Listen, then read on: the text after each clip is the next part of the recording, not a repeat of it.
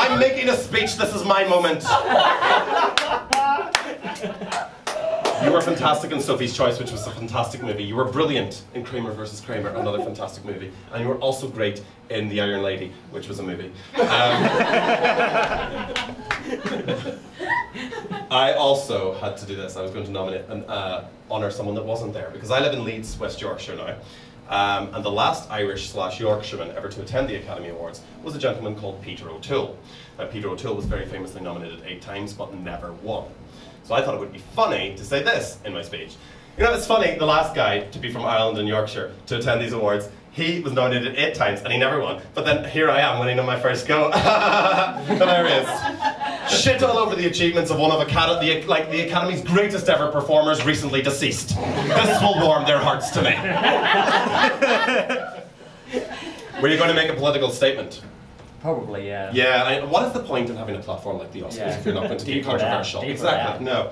I had to make a political point. Now, I, in my capacity as the first openly gay man, well, okay, I was going to be openly gay in Hollywood. Same. Well, you can't hide it.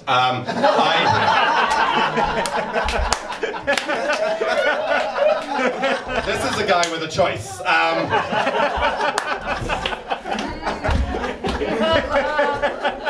I was going to be openly gay. I mean, I wasn't going to stay in the closet like and win an Academy Award for American Cutie and follow it with an Emmy in House of Yards. No, no, not me.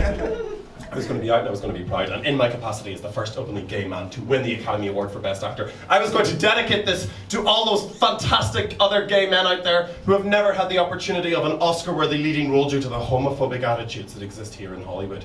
Yes, I was going to go there and get controversial. We had a gasp. I had brilliant language for this, Margaret. I was going to break the rainbow glass ceiling. Yes, I coined the term. Yes, it would go viral on Twitter.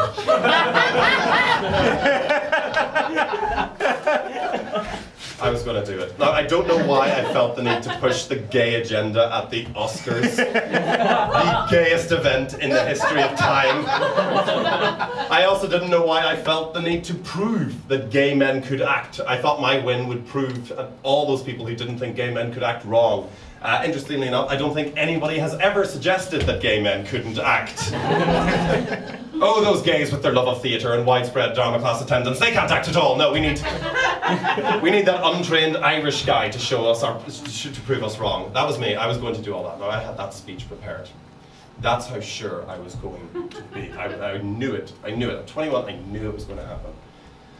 Now, as I say, when I did that road trip with my friends, we went to Los Angeles at the end. And I called my friend, A.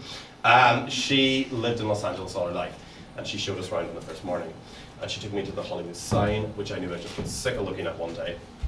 And she showed me Hollywood Boulevard with all the stars, and I wondered where mine would go. And then she took us for breakfast. Now, has anyone here been to Los Angeles? You have. She took us to Beverly Hills, 90210, and the street Rodeo Drive. Do you know Rodeo Drive? I was very young, but yes. Okay, Rodeo Drive is the street in Pretty Woman where Julia Roberts was asked to leave the shops because she was a prostitute. Given my recent experience, I didn't go in. I didn't want the shame.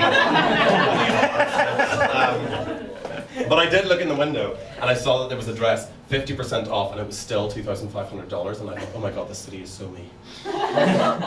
And then we went for breakfast at this pancake joint, and it was really nice, and we sat down.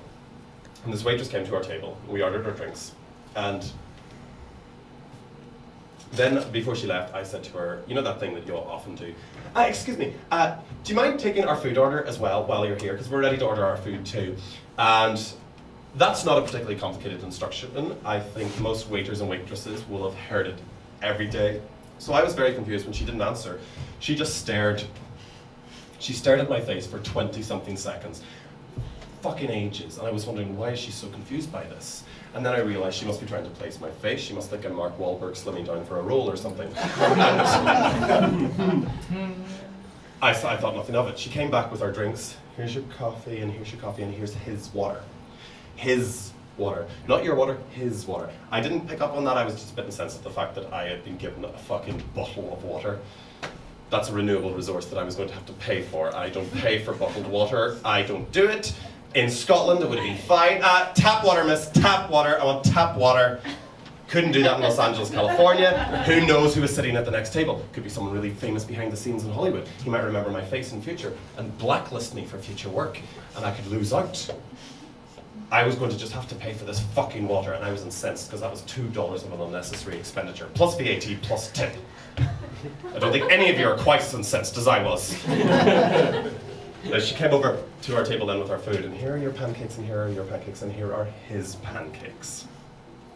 That time I fucking caught it. She left, I turned to my friends and I said, "What is that woman doing?" They said, "What are you on about?" I said, "She's not talking to me, she's talking to you two about me." And they said, no, I haven't picked up on that at all. I think that's all in your own head, Cormac. Yes, I haven't noticed that. She came back to check on our food. How's your food and how's your food? How's his food? Is he okay? Can I get